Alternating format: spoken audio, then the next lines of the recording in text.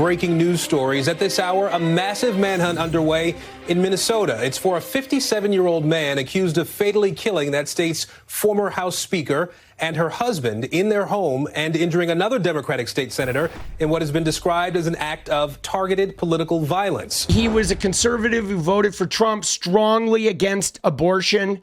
It was 2:08 a.m. Emergency services responded to the home of State Senator John Hoffman and his wife Yvette.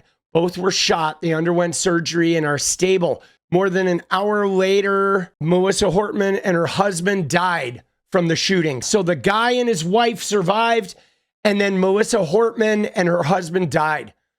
He's an evangelical Christian. Of course he is. Somebody questioning American morals, somebody getting all caught up in this bullshit about like demons and liberals. And of course, Minnesota has, very liberal abortion rights rules, very liberal gender identity rules.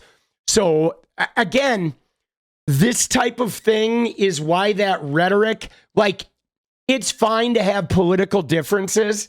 You know what I'm saying? It's fine to even hate your political opponents.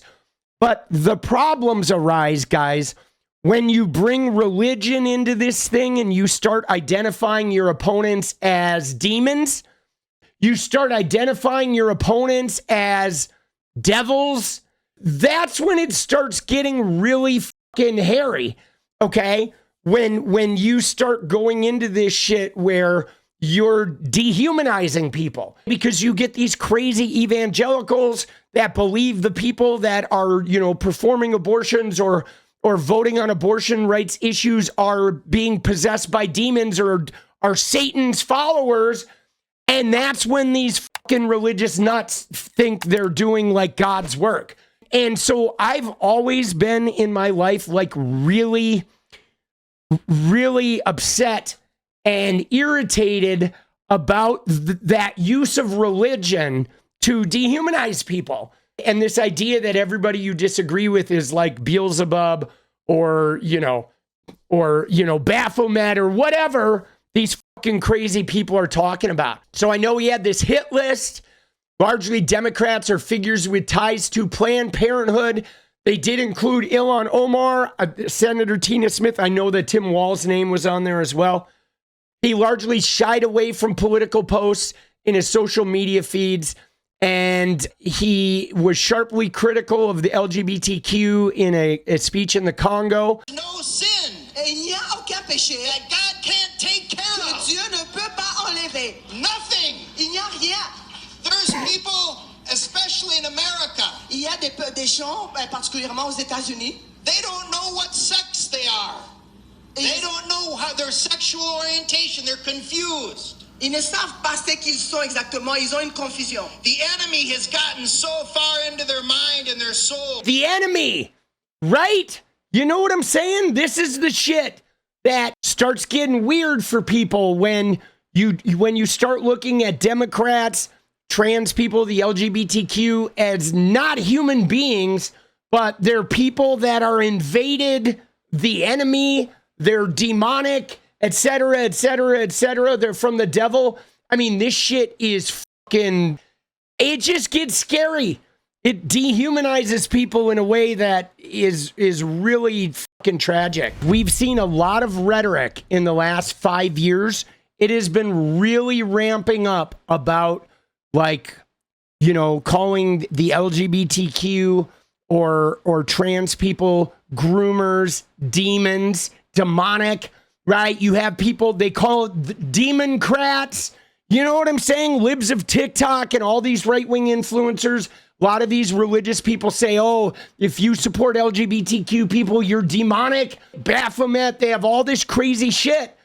And we really have to start thinking about that rhetoric, because that rhetoric gets people killed. When you start attributing human behavior to your weird demonic Bible prophecy bullshit, that's when people start thinking they're doing God's work by killing you.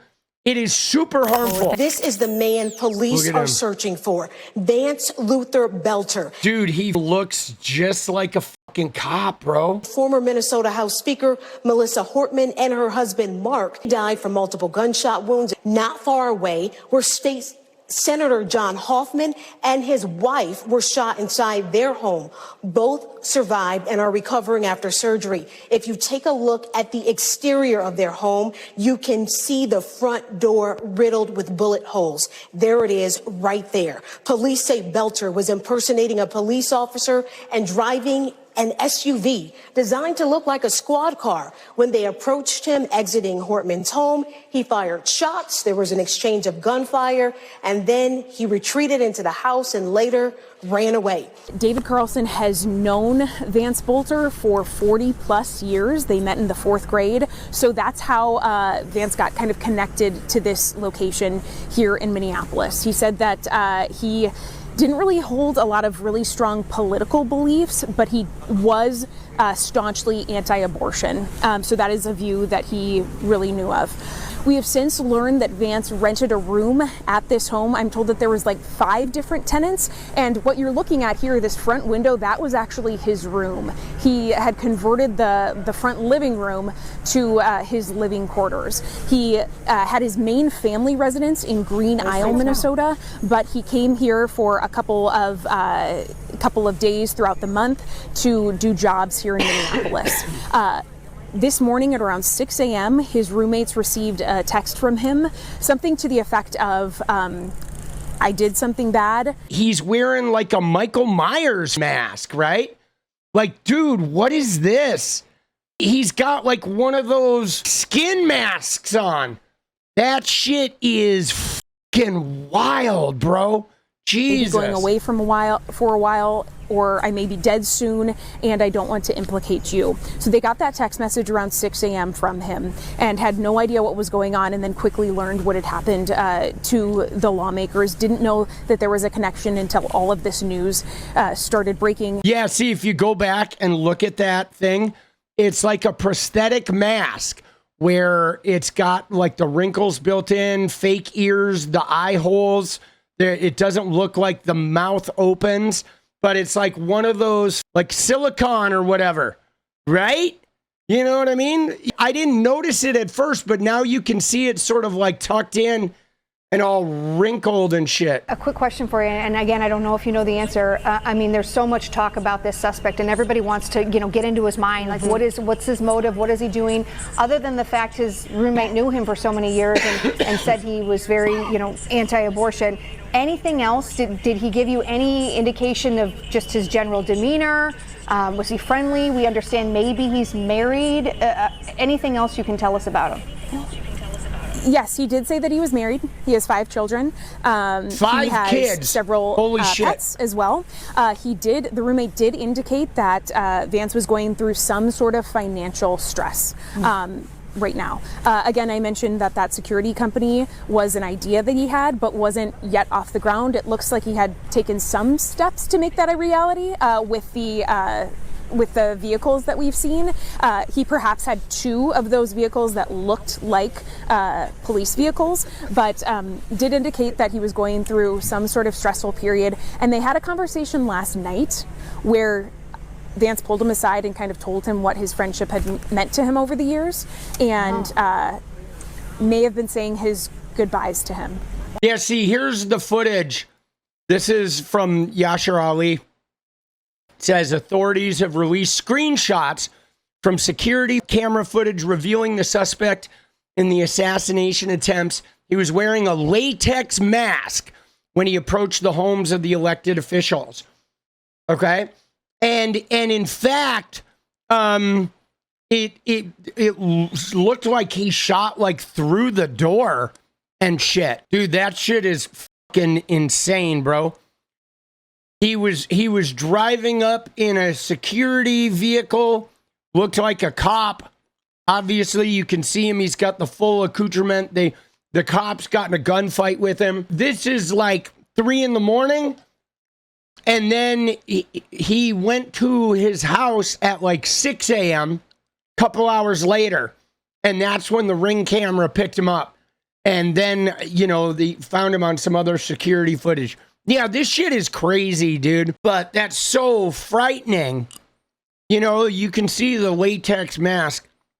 That is so fucking frightening, bro. See, the thing, though, that is just really bothersome to me, guys, is how much of this stuff has crept up. Like, it's post-Obama, okay? It started in the Trump era in 2016 with his references to Hillary and the Second Amendment people. And then, you know, there was Charlottesville, the Unite the Right, his, you know, stand back and stand by, right?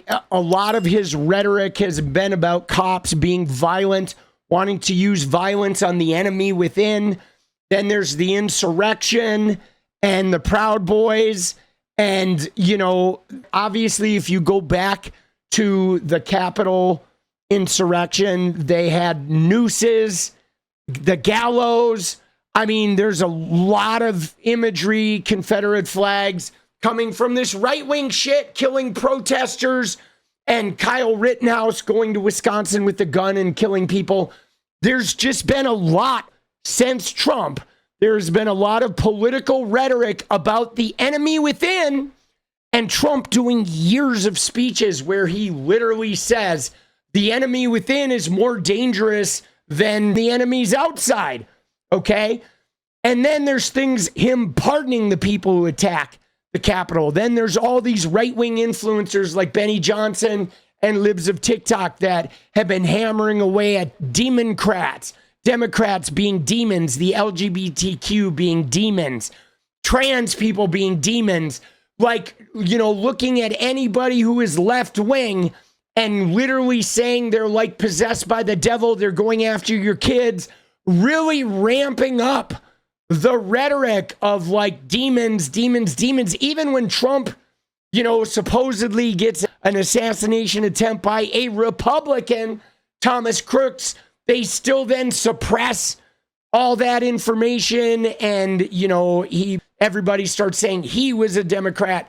I mean, there's really been ramping up a lot of rhetoric starting since Trump came on the scene. I mean, dude, he used violent rhetoric in this last campaign about, you know, the enemy within being more dangerous, about us being invaded and they're going to take you over, you know, the poisoning of the blood, him making outright lies about schools, giving your kids sex change operations at school. But I mean, for me, the real thing that's been problematic is his use of violent rhetoric with the police and the J6ers and supporting the Proud Boys who commit violence and tying that in with transgender people and LGBTQ people and this saying of the enemy within and that they're going after your kids and these religious people. Anybody who's not a Christian is like a demon.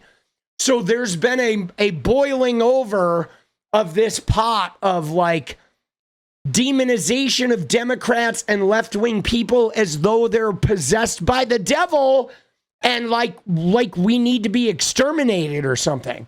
Dude, he's literally called for this kinds of violence, you know? What is up, guys? Thank you so much for watching. You like the video, you want to support independent resistance media, you know what to do. Drop that sub, hit the like button, and please share it. And we do love our members, so if you want to become a member, it's another really great way to support. Thanks again for everything, guys. I'll see you next time. Let's go.